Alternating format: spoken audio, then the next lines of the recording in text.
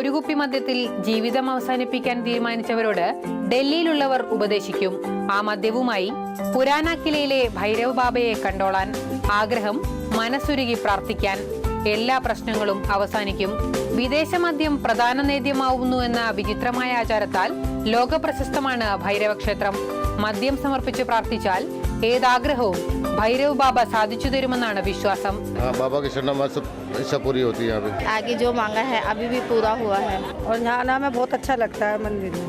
മദ്യക്കുപ്പി പൂക്കൾക്കൊപ്പം താലത്തിൽ വെച്ച് കൊണ്ടുവരുന്ന അപൂർവ കാഴ്ച ഇവിടെ കാണാം.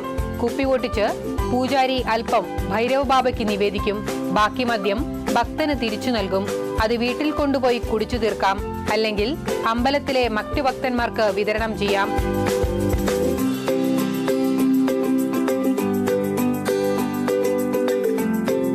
ഇങ്ങനെ വിതരണം ചെയ്യുന്ന മദ്യം കിട്ടാനായി ഗ്ലാസുമായി നിരവധി ആളുകളാണ് അമ്പലത്തിന്റെ നടയിൽ കാത്തുനിൽക്കുന്നത്.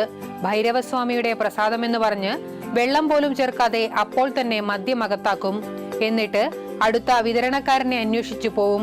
സ്ത്രീകളും കുട്ടികളും പ്രായമായവരും ഉൾപ്പെടെ നൂറുകണക്കിന് ആളുകളാണ് മദ്യം നിവേദിക്കാനായി ഇവിടെ എത്തുന്നത്. ശനി ഞായർ ദിവസങ്ങളിലാണ് കൂടുതൽ തിരക്ക്. Consumption of alcohol is injurious to health. മദ്യപാനം ആരോഗ്യത്തിന് ഹാനികരമാണ്. സുജി പട്ടാമിക്കൊപ്പം PS വിനയ, മാതൃഭൂമി ന്യൂസ്.